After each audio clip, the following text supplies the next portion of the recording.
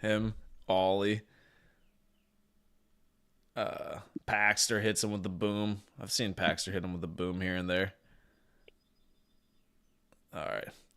All right. Well, I'm live. I'm ready whenever you are, player. I'm ready for the Boba Fett intro.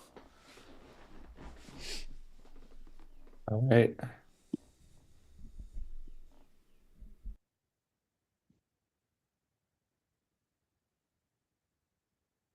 Second.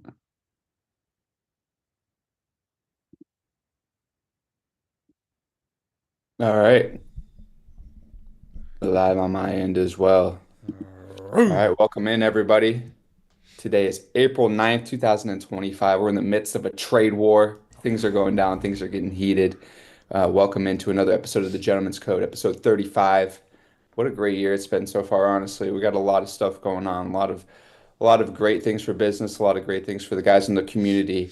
I put in the community last night, going to do an e-commerce call tonight at 8 o'clock.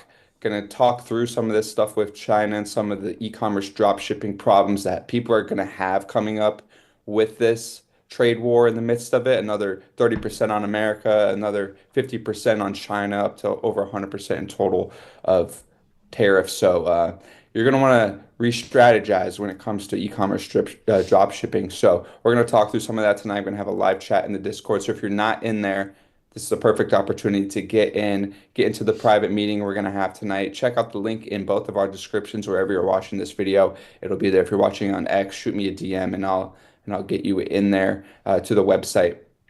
But with that being said, um, we're in the new lab, so we got new streaming setups coming in. Be ready for some higher quality stuff coming from the gentleman all year round.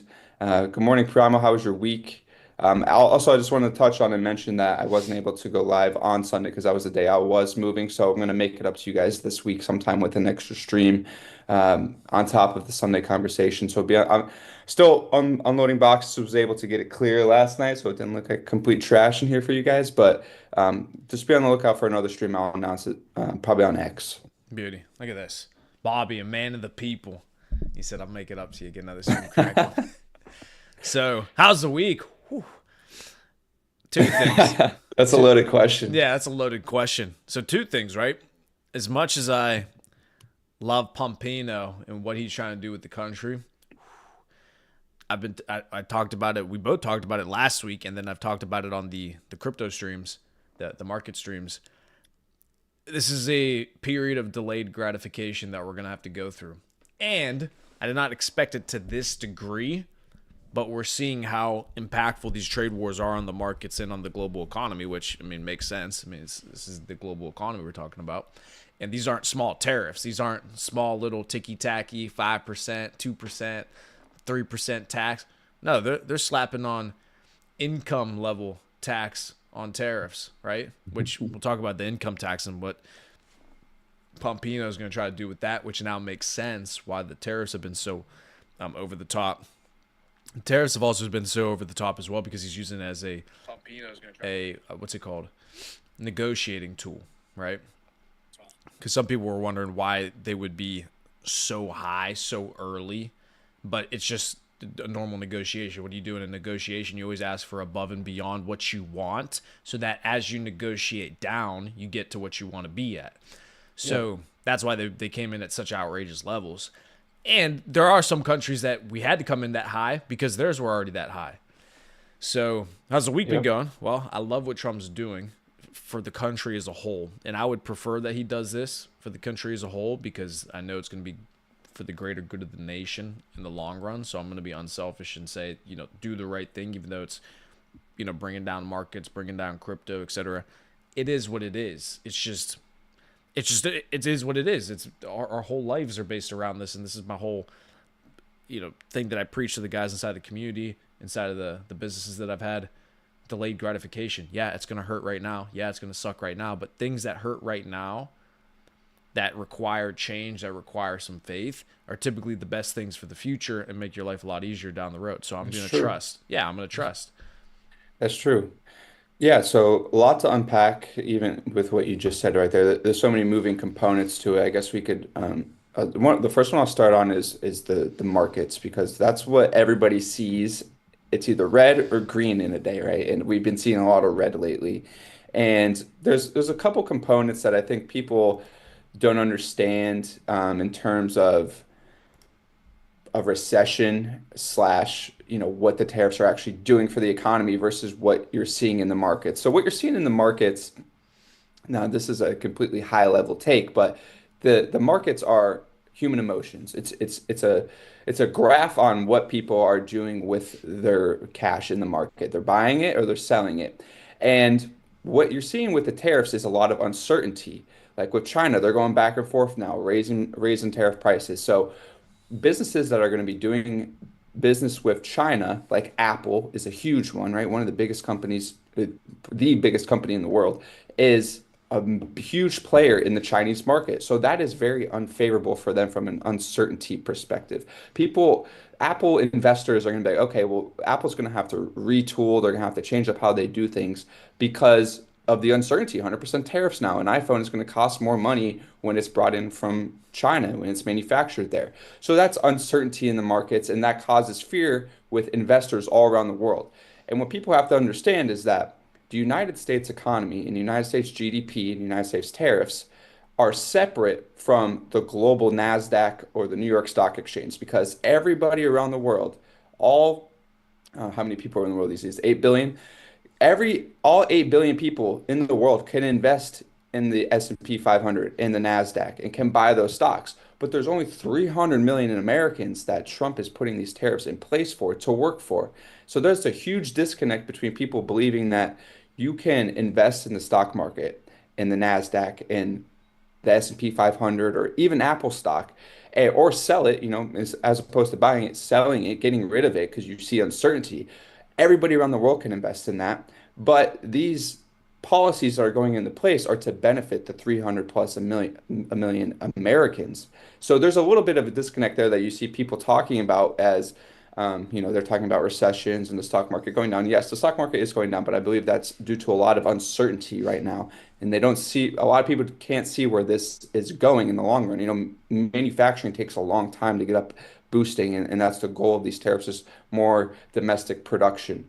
So that's my first point. I'm going to get your take on that as people's emotions in the market are really driving the fear. And as you see red, it's really easy to also just hit that red button, like you said, and it's tough because people want to buy and want the market to go up, but there's so much uncertainty right now. Exactly. And so I'll say two things with the emotions. The first one would be they just spoke with Warren Buffett. Warren Buffett, he did an interview the other day, and he was talking about how some people just quite literally are not emotionally fit to own stocks, and for that matter, obviously crypto, because it's just too much mentally. The emotions are way too much for them, so they buy high, sell low, capitulate, et cetera, et cetera.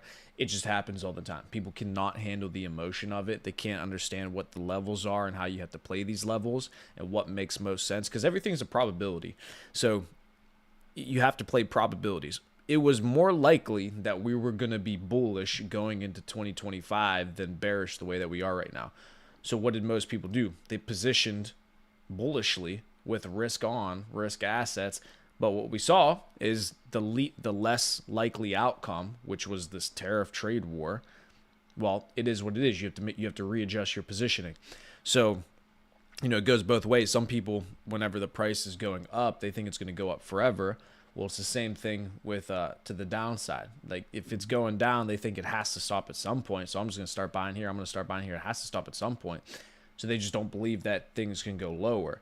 But the reality is, and this is what we were talking about on the side of the Discord yesterday, was when you lose certain levels and you have a global trade war, a black swan event unlike any other we've ever seen before,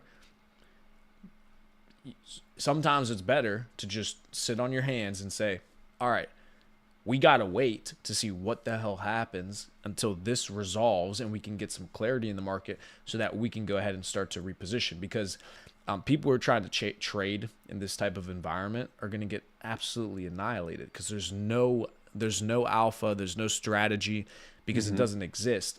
The markets are completely moving based off of news right now, and you have no idea what kind of news is going to drop. So Oh yeah. there's no reason to be trading right now. Like you just can't. It's just news driven. Yeah, I agree. That's a good point. And one of the points that you mentioned before, are on the crypto side, I think that it is important for the crypto markets to hold certain levels because that's the whole point of crypto is to be decentralized and not a part of the government and an asset and a currency.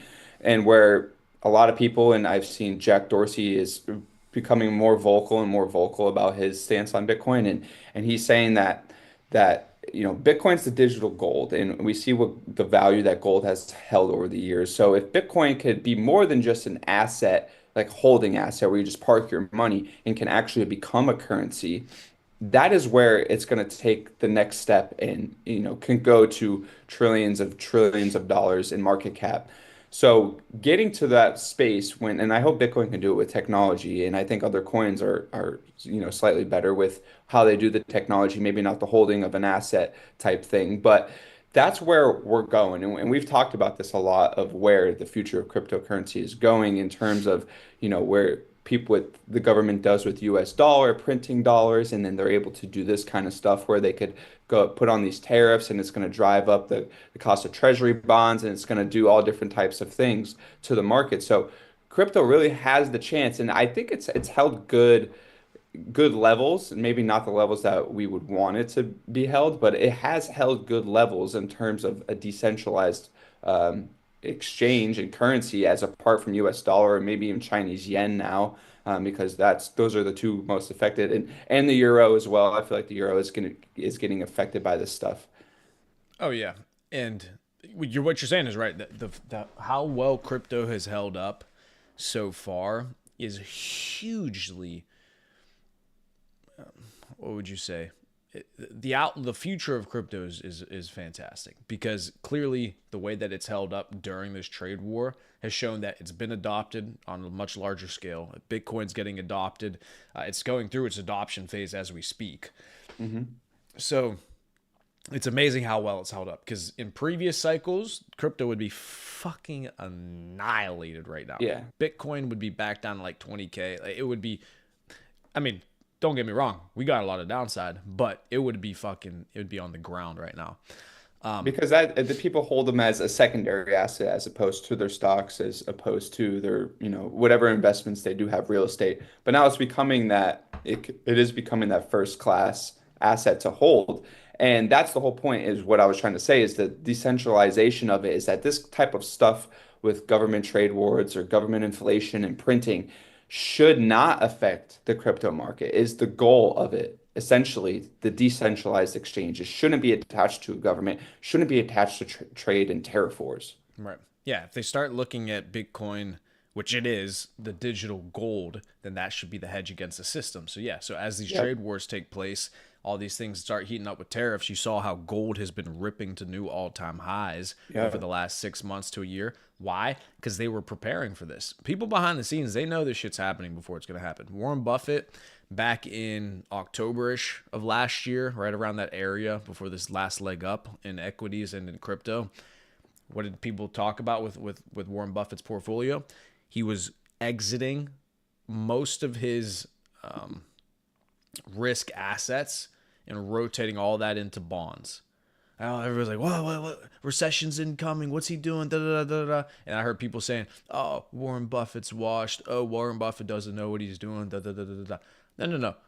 Warren Buffett knew exactly what was going to happen. Guess what? Warren Buffett gets to go to board meetings with the largest companies in the world and talk to their board members before he invests in those companies. You don't think Warren Buffett has people in the government he talks to that he knows what's going on with government policy? You don't think Warren Buffett has people that are talking to the Trump administration as they're coming in that he knew, all right, he finds out they're going to win the election. I'm saying, so he has information before we get the information. So what he was doing is he was proactively making his move in his portfolio for something like this to take place. And then it did. So that's just something in the back of my head I'm going to keep in mind for moving forward is whenever I do see these large players making these moves ahead of time, sure, there might be a couple more months of upside left in the market, which I could benefit from. But somebody like a Warren Buffett's going to have to do it ahead of time because he has so much capital. It's impossible for him to just click a button one time and then sell $1 billion worth of stock. It doesn't work like that. There's not a lot of buyers for $1 billion of stock. So, Or 300 billion. yeah, exactly. Yeah. So he's probably selling 10, 20, 30 billion at a time. Yeah. So you do that over the course of months, not over the course of a day, like people with a smaller portfolio. So the overarching point I'm making is people saw these things coming. So you have to be forward looking and understand that, okay, well, now we know how tariffs are going to affect these markets. What's something like this that could happen in the future, right? So just something to keep in mind. I want to talk about Scott Bessent quickly, just to give people a background on this gentleman. So the Scott Bessent, I'll actually pull up a article here real quick. He was actually on Tucker. You said you watched it, right? I watched a few clips of it. Got you. So I did watch. Didn't watch the full thing. What was your takeaway originally?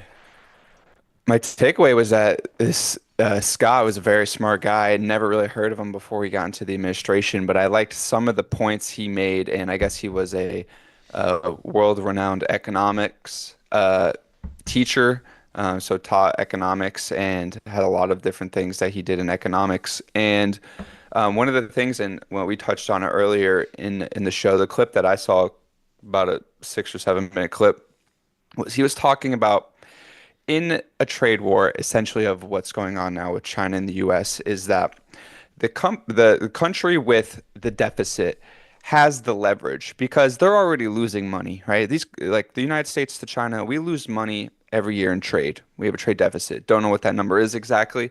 I'm sure it's out there, but we lose billions and billions to trade to China because we buy a lot from China and they don't buy a lot from us. Pretty simple. Now, in the situation that's going on now, and what he was describing is the surplus country, so China in the situation, they're the ones at a disadvantage because they have the most downside when this trade war hits, when these tariffs hit, because we're the country that's buying from them. So when we put on 100% tariffs and things from China are going to get 100% more expensive, that's not incentivizing Americans to buy Chinese products. That's incentivizing people to buy from China. So China's the one at the disadvantage. They're the ones that's going to lose billions and billions of dollars in this trade war because we're the ones that are going to be making more money elsewhere, buying products from other countries, buying products from our own country. And then China's going to be losing money because their largest consumer, 8% of the GDP, comes from the United States. So that was a very interesting take that he took.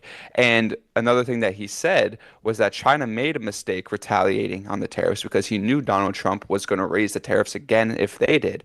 So he said that China made the biggest mistake they could have made was instantly retaliating instead of sitting back, waiting, analyzing the situation.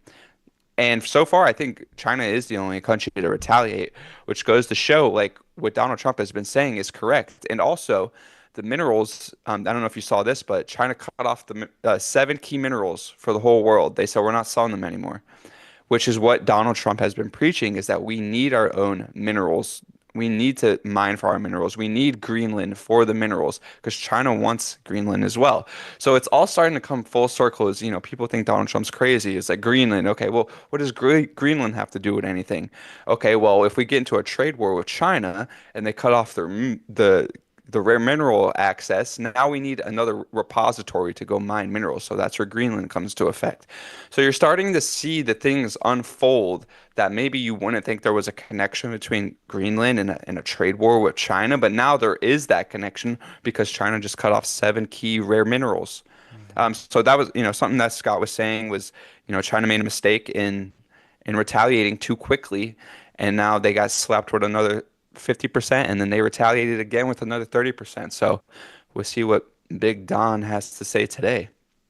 And so these guys clearly thought this through. Dude, we're talking about geniuses, the highest level businessmen, economists, hedge fund managers in the world with Scott Bessent. These guys know what the fuck they're doing. So now you understand, makes sense why we were trying to make a mineral deal with who else? Ukraine, right? Now it makes sense. Why are we trying to make a rare earth deal with Ukraine? Well, because trade war with China. Now there's no more rare earths that they're trying to sell to everybody. So, and this is also exposing the weakness that we have from a manufacturing standpoint and developing things that we need inside of our nation, because as soon as something does happen with China, you see what happens. They can cut off the rare earths, they can cut off medical supplies, they can cut off medicine, they can cut all these things off from us. So why are we dependent on our largest economic competitor, our largest economic enemy, which it's unfortunate that we are that way, but it is the reality. China is trying to outcompete the U.S. for world supremacy. That's just the reality of it. So why would we be dependent on our enemy for things that are essential for our day-to-day lives? It's not a good idea, right? Mm-hmm. And so we're seeing that. And so what was genius about these tariffs on top of all this and trying to fix these trade deficits and bring this wealth and riches back to the U.S., which is amazing, is so Trump appoints Scott Bessent as the secretary. So I'll actually pull it up right here. So I'll just read this quickly. So Scott Kenneth Homer Bessent is an American government official, investor, and hedge fund manager serving as the 79th United States Secretary of the Treasury. All right, since the beginning of this year. So here's a little bit of his background. So before his government service, he was a partner at the Soros Fund Management. Yep, the George Soros that you guys know about. Mm-hmm. So Soros Fund Management, which is a hedge fund, and the founder of Key Square Group, a global macro investment firm. So this is what this guy's done at the highest levels for multi-billionaires running hedge funds, investing, macroeconomics. This is cream of this guy's the best. Okay. So after graduating from Yale University in '84, Bessent began a career in finance. He was hired by Soros Fund Management, eventually becoming the head of its London office. In his role, he was a leading member of the group that successfully bet on the 1992 sterling crisis, generating over $1 billion in profit for the firm. After he left the Soros Fund, he established his own investment firm, Key Square Group, in 2015. Okay, he's doggy. He's called financial economic collapses in the past. He's made billions of dollars in profit. Dude's knows what the fuck he's doing. Okay. The key word there is profit, not revenue. Profit. That's take home. Take home profit on top of what they bet. So, okay, he knows what's going on. So what was genius about the tariffs and the time they implemented it? It might have been lucky, could have been planned as well. China just recently entered into an economic depression. Okay? Just recently, right before the tariffs, they were entering in an economic depression. Their currency's devaluing, markets were in a bear market, economic depression. So not only do they get hurt by these tariffs, obviously, get a huge impact on that, but the fact that they're going through this during an economic depression gives the Trump administration even more leverage in the situation, because China is going to squirm so much quicker and that much harder due to their economic, the state of their economy right now. If they were booming, everything's pumping, economy's cooking, they would have more. They could squirm for longer. They could hold out for longer. They could wait to tap. The time in which they applied the tariffs, genius. As they're going through an economic depression, and then boom, on top of it, bang, let's hit you with these tariffs. The yuan, the currency there, is at all-time lows within the last couple of years. The U.S. dollar is the strongest it's ever been against the yuan. They're getting cooked. So something that I heard people saying was, and I kind of believed this too when I first read it.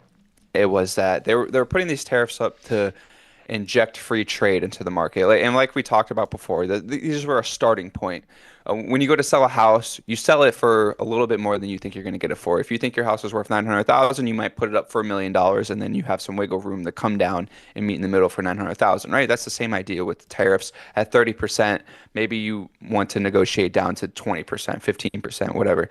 And what I heard people talking about was that Trump wanted to inject free trade.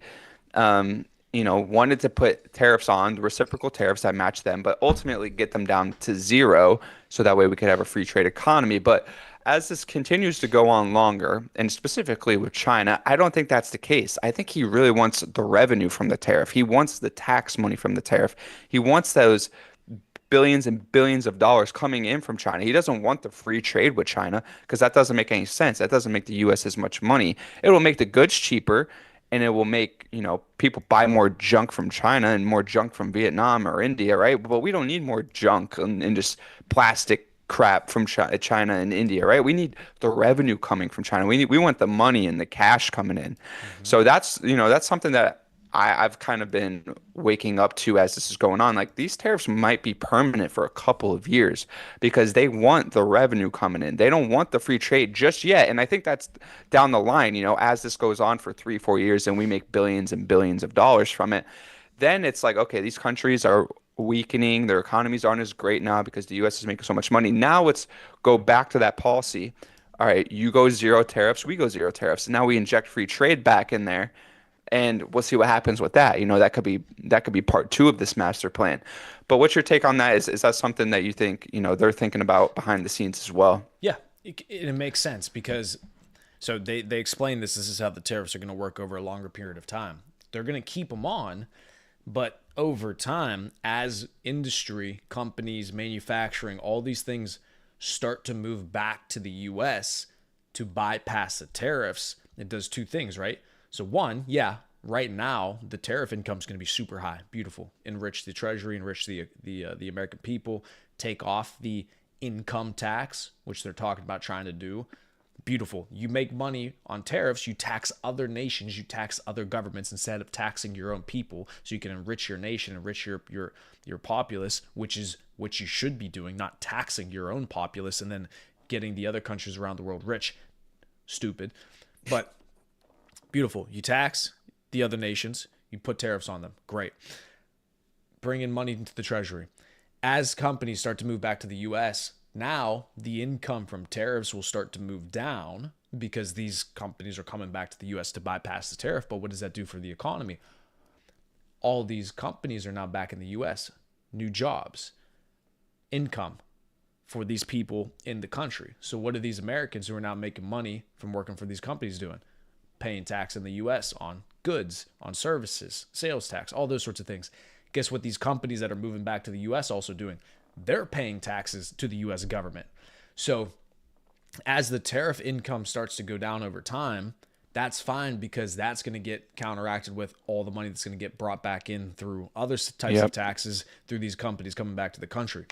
So it's beautiful. Again, delayed gratification. It's going to hurt right now. It's going to suck right now. But as you incentivize these companies to come back to the US, you're going to make things a lot better in the long run because you're going to enrich the American people. You're going to make money on tariffs in the meantime. And as the tariff income goes down, the income on taxes inside the nation is going to go up. So you're still going to make that money. Either way, you're going to make the company richer or the country richer. So, but I agree. They're going to leave them on, and then that tariff income will just naturally go down over time as industry comes back to the US. 100%. Yeah, and on the point of income taxes, these tariffs could hopefully bring in more money than the American people will have to pay in income tax per year. Also, tax season, you got about a week left on your taxes, so get those filed, everyone.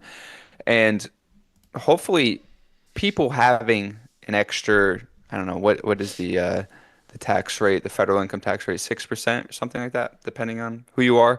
Um, you could spend that money inside the economy. So not only will it inject money into your pocket, but it's going to inject money back into the economy. And also, if people want to invest that extra money, that's a great opportunity to put it back into the stock market as well. Not just spend it and just, buy more food or whatever, which is great for small business, which is great for corporations, but it's also great for the stock market. People are going to invest more money too.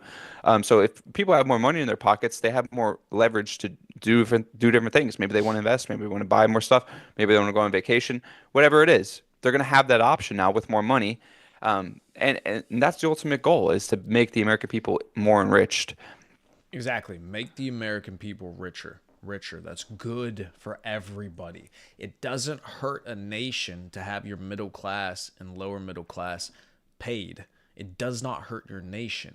Maybe companies are a little bit less profitable because they're not hiring slave wage or slave labor from illegal immigrants who are going to work under the table for a few dollars on the hour. Yeah, maybe it'll hurt the bottom line of some but businesses, but that's not the idea. The idea is not to continue to enrich the 1%. Hmm. But this was another great point with the stock market. They're asking Scott Bessent that we were just talking about on Tucker's show. Hmm. They asked him, well, what about the stock market? Everybody keeps talking about the stock market going down. That's, a good way to see the health of the economy, et cetera. He goes, no, it's not a good measure of the health of the economy. He said the stock market, the top 1% or 10%, you're going to have to, I think it's 8%. yeah, top 8% of people, right? Wealthiest people in the world own, I believe, 80% of I the think more stock than market. that. Yeah, Yeah, I think it was like 90. 90, right? Above 80% of the stock market is owned by the top 10%. Yep. So when the stock market goes down, it's not impacting the common man the same way it's impacting the multi-billionaires and multi-millionaires. So, and this is the point that Trump was making. He said, hey, I'm here for the Main Street guy, not the Wall Street guy. Okay. Wall Street has run our economy for too long. Wall Street is not a measure of how economic growth is doing, because our economic growth, our GDP has been stagnant, yet Wall Street and the stock market continues to go up. So clearly it's not showing our growth as a nation, and the way that our nation was heading was towards bankruptcy. So clearly the stock market and its performance was not a good indicator of economic health. That's true. We talk about that, how the stock market's straight vertical for 30 years now, Yep. But what has with a our couple nation been doing? blips. Exactly. So all this wealth that's been generated is, yeah, we play the stock market, yeah, we play crypto, but it's all fugazi. It's just a fucking number on a screen. Yep. It's just the stock market is just a cause of inflation. So the point I'm making is forget that. Let's make the people richer in the US again. Let's actually increase the GDP per capita. Let's increase the standard of living. Let's make every person in this country richer as opposed to poorer, because the middle class and the lower class have only gotten poorer compared to the wealthiest people in this nation over the last 20, 30 years. The stock market, the discrepancy is right there. It's right in front of your faces. Top 10% own over 80% of the stock market. Over 80%. You said the key term there that not a lot of people know what it is, but is the most important factor for quality of life all around the world. It's GDP per capita. That is the most important statistic and number that you need to look for in a nation to see how rich their people are. And how do you calculate that? Well, let's break it down very, very simply, right? So whatever the country manufactures, or it doesn't even have to be manufacturing, it could be services, right? You could be a tech guru developer, or maybe you do human resources where you connect with customers and you interact, right? That's providing a service or a product to people who buy that product, right? And it could be domestically buy it or foreign buy it. That is your gross domestic product, the products that you produce in your country, right? And how do you divide that? You divide that by all the people in the country. So your GDP divided by the number of people per capita. That's how you get your GDP per capita, right? Easy number. So the more stuff that we create here in the United States, whether that's services, that's tech, that's AI, that's whatever it is, right? Or if it's manufacturing products, iPhones, Teslas, whatever it is, beds, pillows, right? It could be anything. As long as you're creating that stuff here and people are buying that stuff, that's going to increase your GDP. So that is the ultimate goal, is to increase more production here, services and products. And then people all around the world buy that. That is how China has caught up to us. They've increased their GDP per capita because they have tons more people. They have like 2 billion people, but their economy wasn't that great. So their GDP per capita was super low throughout the 1900s. And then early 2000s, we talked about this, they got in the World Trade Organization, started to trade with other nations and were able to increase their GDP per capita and enriching their country. So that is what they're trying to get back to in the United States, is this GDP per capita number, increasing revenue in the country while also trying to cut taxes is an ultimate goal as well. And that is how you enrich the people. Mm-hmm. So people need to look out for this GDP per capita number. And that is done. The only way to do that is by increasing production. And I actually saw an interesting stat around this as well, is that The GDP has slightly increased each year in the United States. But can you take a guess as to why the GDP may have increased? Not due to manufacturing. We know we've been doing less manufacturing, less stuff like that. But it's because we've been raising the debt every single year. They're able to raise the GDP just with the debt that they increase. Whether that's with the government, whether that's the defense budget or whatever it is, things that, people buy airplanes from us, they buy the Boeings and the fighter jets and missiles and rockets. So all this money that the government injects into the economy is basically brought in by the debt that they're raising the ceiling by or that they're printing more money by. It's not actually by creating stuff. It's another fugaz. The GDP is rising, but we're not actually making more stuff and we're not providing more value. Man, that's the essence of what was happening with the stock market too. What you just said, it's all fake. It looks like things are going well, but they're clearly not. We've been talking about this for months.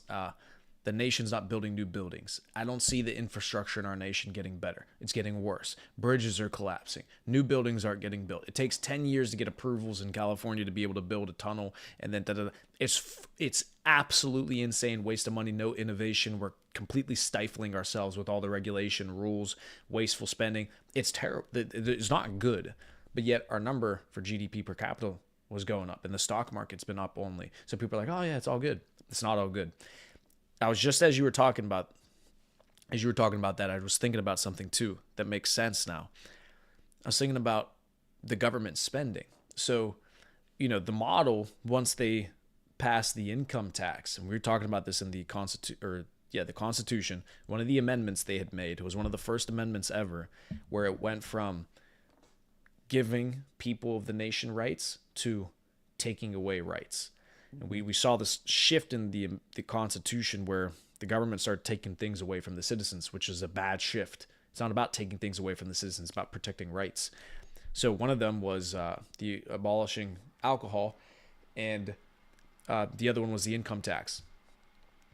So the point I was making is what was happening now for so long is the government has been extracting wealth from its own people through income tax, through taxation of its own people. And then what does the government do with that money? They send it all around the world to other countries, to other governments, to other people, to other businesses, enriching those nations, enriching those countries through war, through government contracts, through all these ways that we extract wealth from our own people and send it to other nations. Now it makes sense how the middle class and lower class have gotten so poor is because we've literally taken our own wealth and just sent it across the world, leaving our nation. Think about the trillions of dollars of wealth that have left our nation through government spending. Now, if you reverse that and you take taxation and tariffs from other countries, that's a net plus, and stop taxing our own people through the income tax, that's a net positive now, where you're taking wealth from other nations, other companies, other countries, injecting that back into the American country through the form of US dollars or whatever they pay us in. Now you're making your own people richer. You make the country richer again. And it makes sense. It's like, oh yeah, we tax our own people and then send that money across the world. We're literally extracting wealth from ourselves and giving it to other people. Mm-hmm. And the way that these other countries would buy into our markets and stuff, that is what would increase the wealth of the 1%. Because like we just talked about, 8% of the top 8% of the country own 90% of the stocks. That's all the wealthy people. That's, the other 92% are people that probably work day jobs or don't have jobs, or they work at McDonald's, or they work at customer service jobs where they're filling coffee jugs. Like, those people aren't buying into assets like that. They're not buying real estate in today's day and age. They're not buying hundreds of shares of Tesla or Apple, right? They're just working jobs, and their form of investing is just take 5% of my paycheck and put it in a 401k, right? That is how majority of people invest. And then we know that the 401k is a fugaz because that's how most people invest. And we've talked about, the problems with that, and how the 401ks can't, it doesn't really enrich you. It doesn't help anything. And the people that I do feel bad for in this whole trade war situation are the people that have invested in the 401ks for 40 years. and they're coming up on retirement age, and now it's just getting decimated right before their eyes, right? 20% or whatever. Those are the people I feel bad for because they were just part of the system that was ripping them off, working a middle class job for so long just to get decimated like this. So I do feel for them, and they were just part of the system is how it goes.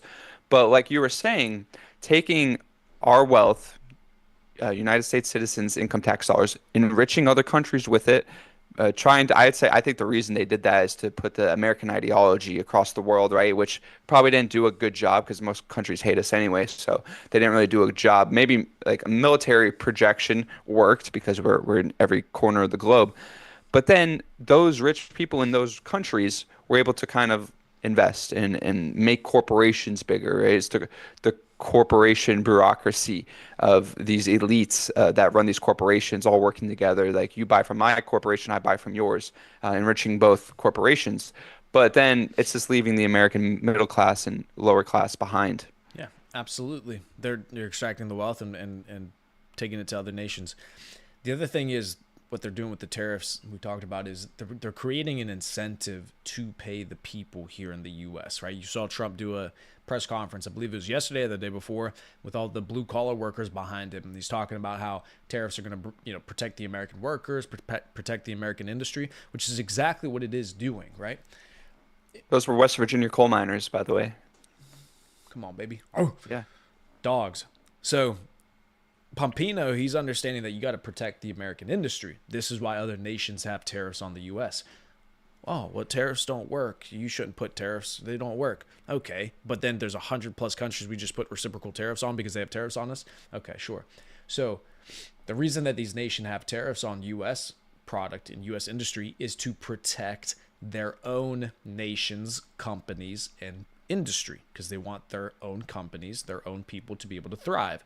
If all these nations had no tariffs on the U.S. companies could just come in and fucking boom, decimate the competition because they're just so much richer than those local companies. Okay, fine.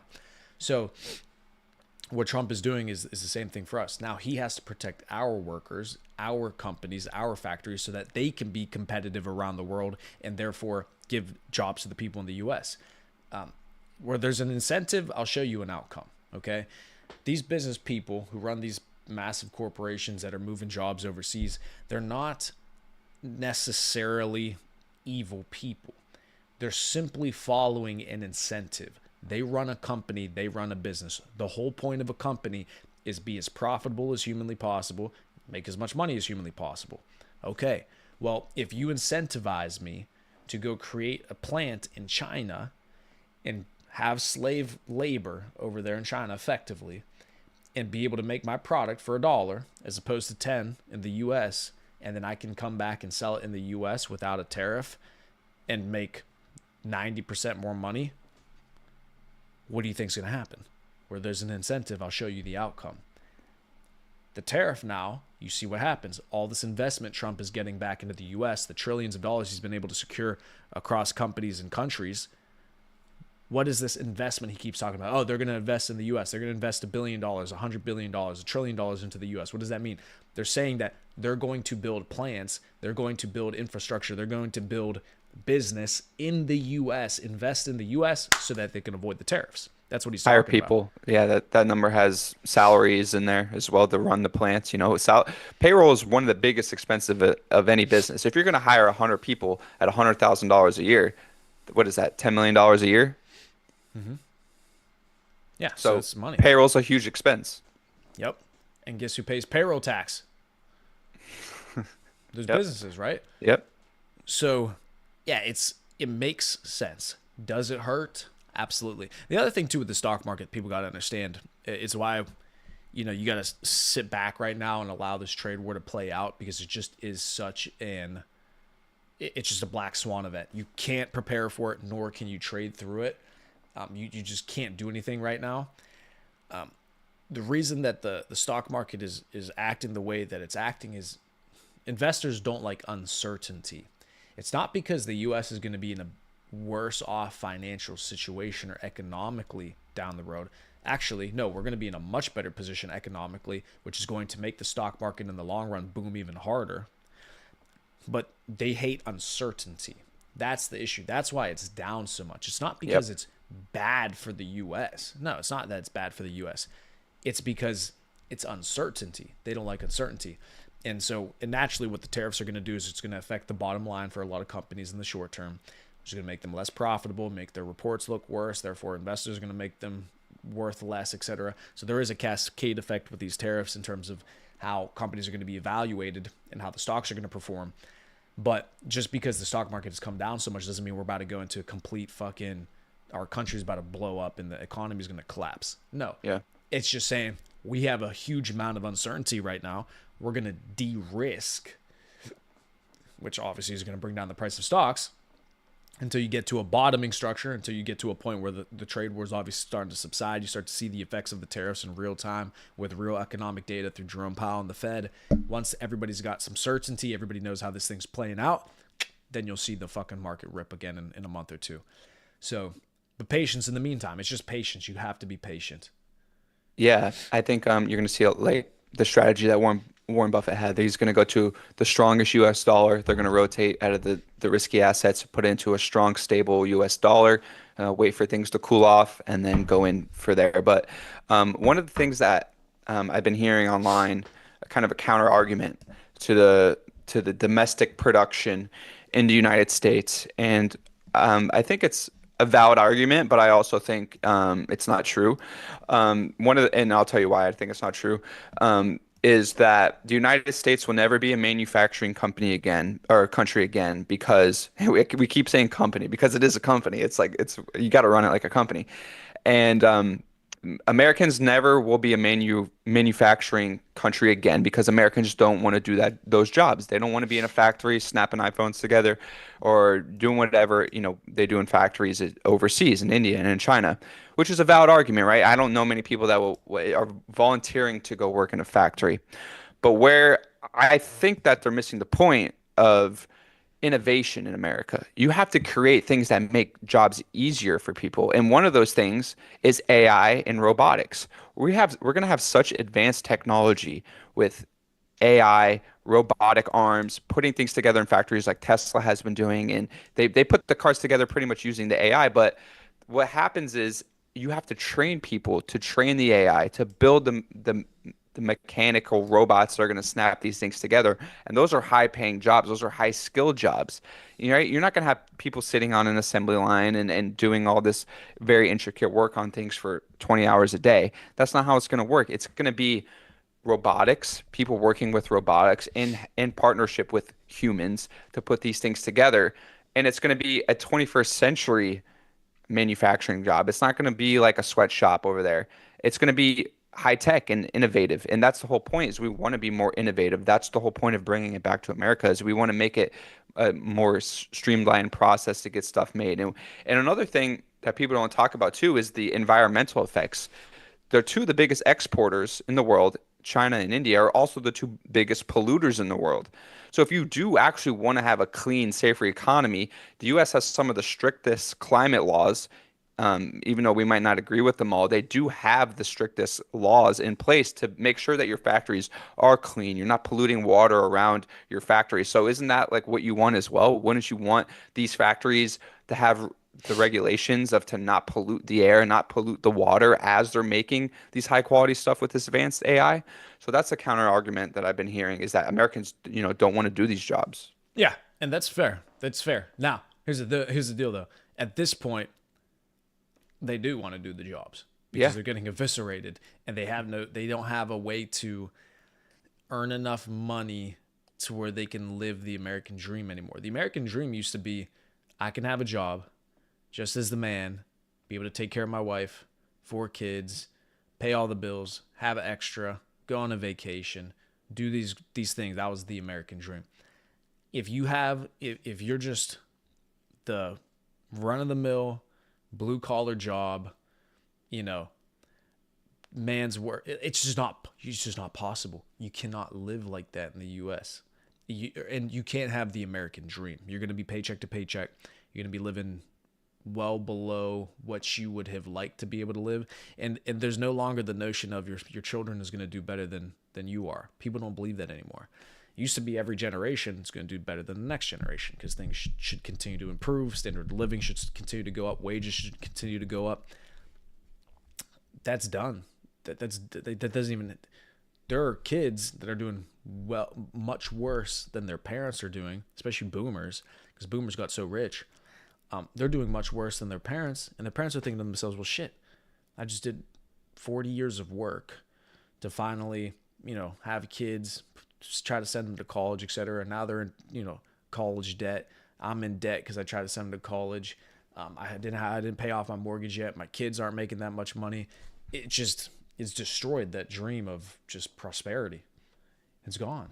And, something that I feel like the American culture used to have was that sense of, my dad worked in the factory. My dad worked and he built ovens for whoever, right? There used to be a sense of pride of people that used to work in the factories, like, oh, we make a good product and we put it on the shelves for Americans to use. And then we don't do that anymore. Nobody has a sense of pride in the stuff that they build. And I'm sure the people that do still build stuff in America do have pride.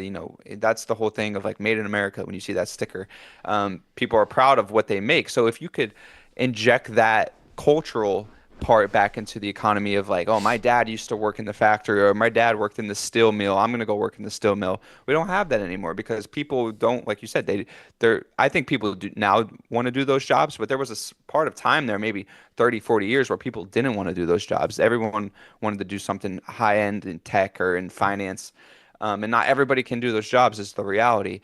So I think if they could get back to that where like I said, that you're doing robotics and you're building cool shit and you're doing innovation to build cool shit in a factory somewhere and you have some pride in what you're building, I think you're going to see more people want to get into those fields and more people want to get into those jobs, which is the ultimate goal. And like you said, people just want to have a living wage.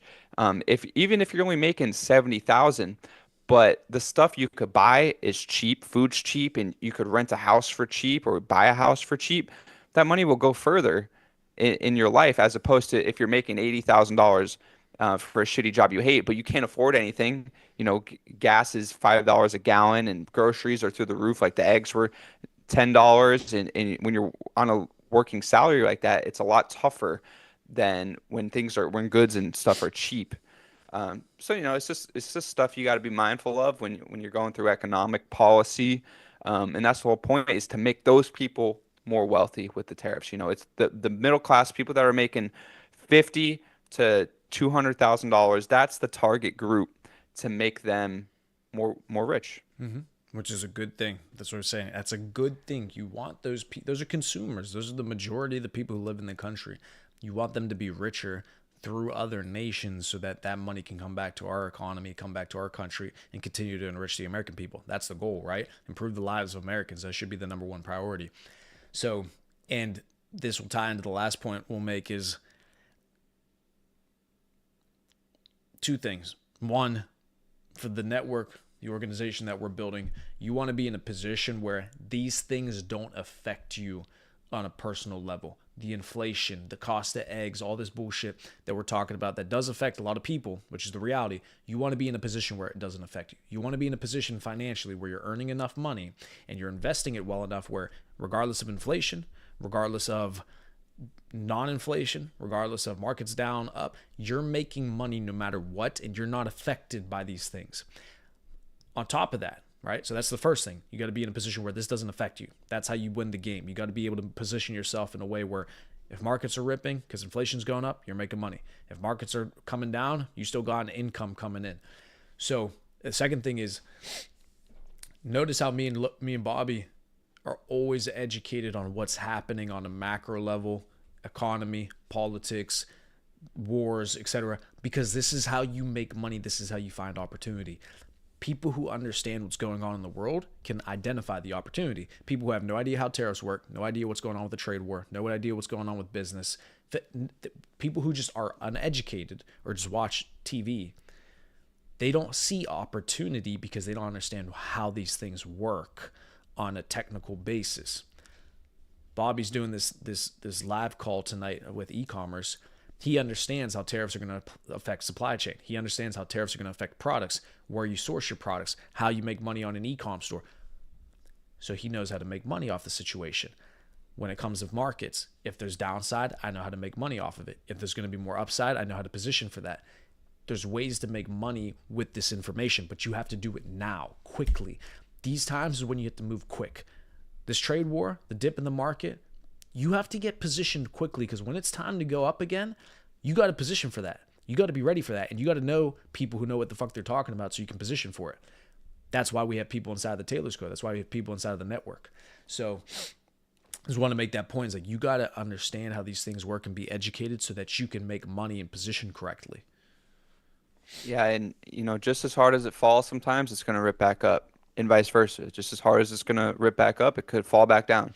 So you have to have someone, like Priamo, in the community who's analyzing charts every single day. He's in the trenches looking at these charts. He's drawing up demand zones. He's drawing up the supply zones, putting up his fibs and showing us where he believes that these are going to get to, like what levels we're going to get to, and where it could potentially go up from there or fall further from there. Depends on the situation in the stock or the coin. So those are the people that you need. You need someone who's going to be doing the heavy lifting for you, and then you could analyze yourself, and then you can make your own judgment based on your money, your supply amount that you got to inject into the market at the right time as well, whenever it's right for you. But in terms of like the ecom thing tonight, I think it's important for people to understand, what it takes to build a business. It's not just, like, oh, I'm good at making logos, so I'm going to make a business. It's like, oh, well, that's not what the business is all about. The business is about making money. And if you're paying twice as much for your cost of goods sold, it's gonna be a lot tougher to turn a profit on some of the things that you wanna sell. So we're gonna take a look at some of that stuff and some of the economics behind, some of the big e-commerce drop shipping stores are used by AliExpress, Alibaba. That's where you get cheap products from China.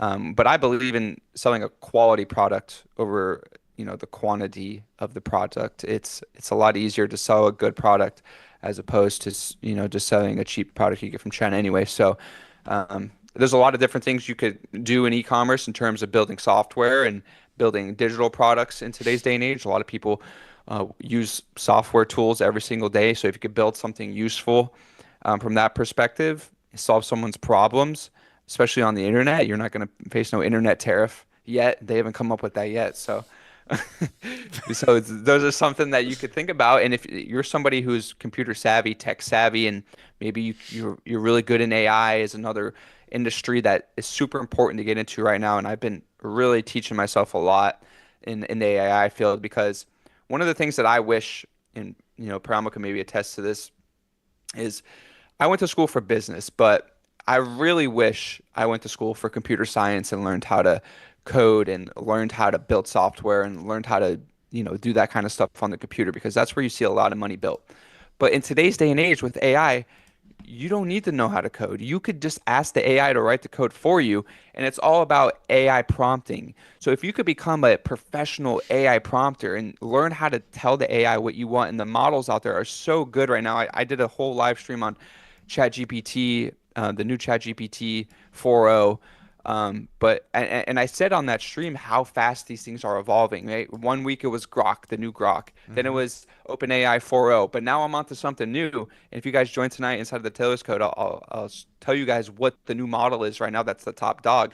I'm sure it won't be for long, but there's a new one out there that is like amazing at coding and prompting it how you want it to code it. It'll write applications in HTML, JavaScript, C++, all of this stuff, and then you can save it directly to your folder. So that was a rant tangent, but just want to show you guys the broad scope of knowledge you need to have in today's day and age to be successful in business. It's not just, oh, I know how to make logos, so I'm gonna have a business, So that's just something to keep in mind.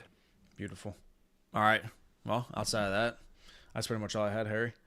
Yeah, same here. So let's give them.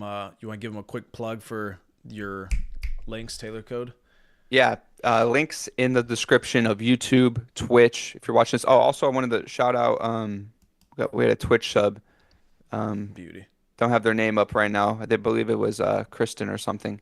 So shout out to the Twitch subs during the stream. And if you're watching on Twitch, link in the description there. If you're watching on X, link in my bio there. I see we had a lot of X viewers today. So hoping to get the X live streams pumping, because so much visibility on there with good people in different industries. So appreciate all the viewers on X. Beautiful. All right, ladies and gentlemen, on my side, same thing. We got double-digit live viewers across all platforms. Whatever platform you're watching on, link should be in the description, should be in my bio, should be in the channel bio, whatever. You'll be able to find it for the taylorscode.com. Join the private Discord, join the network for the ultimate professional. Inside, you're going to get access to myself, Logan, Bobby, all the gentlemen that we do business with, and you're going to get access to different campuses within the Discord. They're going to teach you how to make money, right?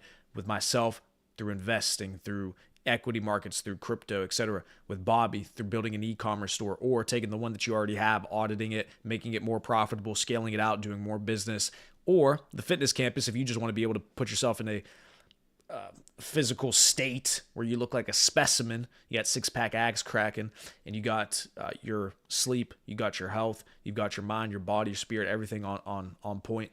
Because again, doesn't matter how much money you make, doesn't matter how successful you are, doesn't matter how intelligent you are. If your body's failing you, if you're ill, if you're sick, if you don't live to a long, healthy age of 80, 90, 100 years old, what was it all for? It doesn't matter, okay?